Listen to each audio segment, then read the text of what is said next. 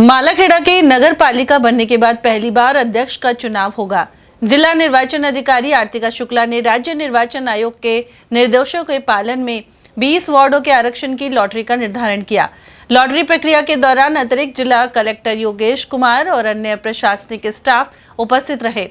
वार्डवार आरक्षण को देखा जाए तो ward 1 OBC, ward 2 ST, ward 3 सामान्य महिला, वार्ड 4 एससी महिला, वार्ड 5 एससी, वार्ड 6 सामान्य, वार्ड 7 एसटी, वार्ड 8 ओबीसी महिला, वार्ड 9 सामान्य और वार्ड 10 सामान्य महिला के लिए आरक्षित हैं।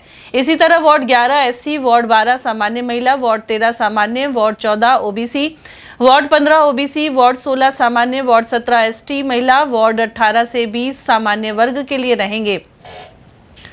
लॉटरी निकालने के दौरान भाजपा मंडल अध्यक्ष विशाल साहू एवं पूर्व भाजपा मंडल अध्यक्ष अशोक तिवारी भी उपस्थित रहे।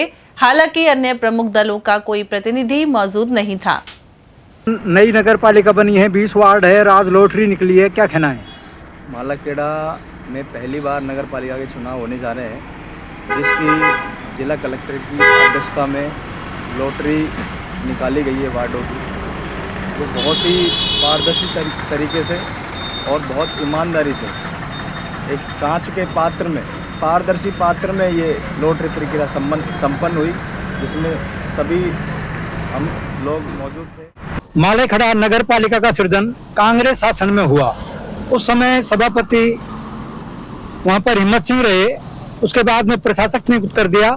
लेकिन अब नए सिरे से वहां चुनाव होना है, पहली बार चुनाव होने जा रहे हैं और अलवर जिला कलेक्टर, अलवर जिला निर्वाचन अधिकारी आर्तिका शुक्ला ने पारदर्शी पूर्ण तरीके से लॉटरी निकाली है। 20 वार्ड है, उसमें एससी है, एसटी है, ओबीसी है, जनरल है, सभी के वार्ड।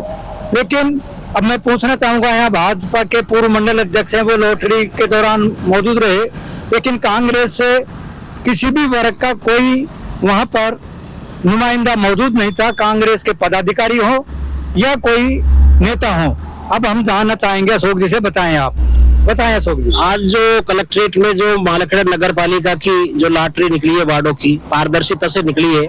हमारे बीजेपी में उत्साह है, हमारे बीजेपी के मंडल अध्यक्ष और मैं स्वयं उसमें उपस्थित हुए, लेकिन कांग्रेस की तरफ से हमें वहाँ कोई नजर नहीं आया। तो इसका मतलब समझें? इसका मतलब है समझो कि अब की बार मालाखेड़ा में बीजेपी का बोर्ड बनने जा रहा है, क्योंकि हमारी जो राजस्थान सरकार है उसने विकास किया है। और ये जो कांग्रेस के टाइम में नगर पालिका बनी, लेकिन ये बनी जैसे नहीं बनी थी, क्योंकि उस समय इनको कोई बजट आवंटित नहीं हुआ था। इसलिए जो पंचायत में जो विकास हुए थे उससे भी कम विकास नगर पालिका में हो पाए थे। अभी हमारे यहाँ पर हमारी सरकार ने कर्मचारियों को भी स्थापित किया है और अब चुनाव के बाद हम अगर भारतीय जनता पार्टी का यहाँ पर चेयरमैन बनेगा तो निश्चित रूप से मालाखेड़ा का विकास करवाएंगे। आपने कहा 2 साल से सरकार है केंद्र की यहाँ और 3 साल अब होने को है बीजेपी की राजस्थान सरकार को, लेकिन वहाँ के जो लोग हैं जिनकी पहले चलती थी उनको पट्टे आबादी में मिल गए, बहुत से लोगों की फाइल जमा है, उनको पट्टे नहीं मिल रहे और कस्बे में दुर्दशा है, सफाई की भी है, सड़क की भी है। आप देखो सड़क टूटी पड़ी है, मेला आ रहा है भरतरी का, इस पर क्या कहेंगे फिर आप? देखो, हमारी जो सरकार जब आई है उसके बाद हमने मालाखेड़ा के बारे में पूरी जानकारी ली थी कि हमारे यहाँ से जो राजस्थान सरकार है उसने विकास के लिए जो पैसे भेजे थे, हमने छोटे मोटे जो काम थे, छोटी मोटी जो सड़कें थी उनका हमने निर्माण किया। एसबीआई के सामने यहाँ पर पानी भरता था, उसमें हमने निर्माण किया और नगर पालिका के बाहर हमने जो पार्क था उसको भी सफाई की और उसकी बिल्डिंग उसकी वो बनवाई, बाउंड्री बनवाई। तो हम विकास पे लगे हुए हैं। निश्चित रूप से हमारे पास समय नहीं मिल पाया था और ये हमारी योजना है कि निश्चित रूप से हम हमारा जो चुनाव के बाद जो हमारा जो भी प्रतिनिधि यहाँ पर जीत का आएगा तो उसके द्वारा हम विकास करवाएंगे। अब देखना है कि नगर पालिका में किसका बोर्ड बनता है। जैसा ये कह रहे हैं भाजपा का बनेगा। अब वहाँ विकास होना बहुत जरूरी है, क्योंकि बहुत पिछड़ा हुआ है नगर पालिका क्षेत्र मालाखेड़ा।